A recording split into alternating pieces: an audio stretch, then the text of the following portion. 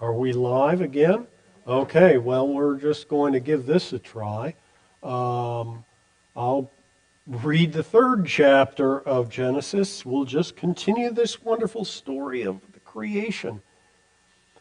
Now, the serpent was more crafty than any of the wild animals the Lord God had made. He said to the woman, "Did God really tell you you must not eat any tree in the garden?"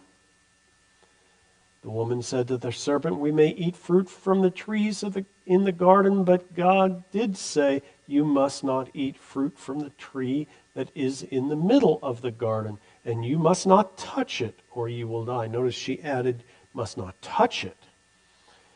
You will not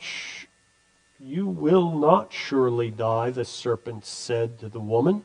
"For God knows that when you eat of it, your eyes will be opened, and you will be like God, knowing good and evil." When the woman saw that the fruit of the tree was good for food and pleasing to the eye, and also desirable for gaining wisdom, she took some of it. She also gave some to her husband, who was with her, and he ate it. Then the eyes of both of them were opened, and they realized they were naked.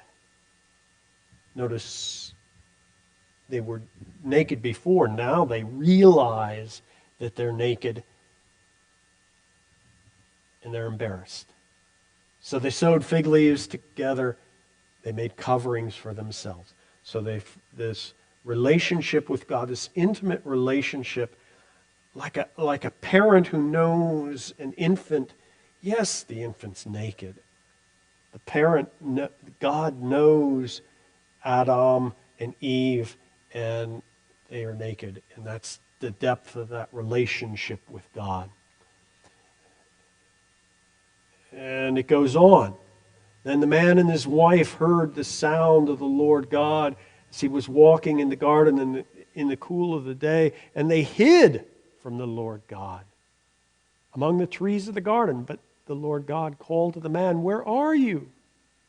He answered, "I heard you in the garden, and I was afraid because I was naked, so I hid." And he said, "Who told you you were naked? Have you eaten from the tree that I commanded you not to eat from?" And the man said, "The woman you put here with me." Notice that? He puts the blame not only on the woman, but it's the woman you put here for me, with me. "And she gave me some of the fruit from the tree, and I ate it." Passing the buck. Then the man said, then the Lord God said to the woman, "What is this you have done?" And the woman said, "The serpent deceived me, and I ate it." She passed the buck. So the Lord God said to the serpent, "Because you have done this, cursed are you above the livestock and all the wild animals. You will crawl on your belly, and you will eat dust all the days of your life. I will put enmity between you and the woman, and between the offspring and hers. He will crush your head, and you will strike his heel." To the woman he said, "I will greatly increase your pains in childbirth. With pain you will give birth to children. Your desire will be for your husband, and he will rule over you."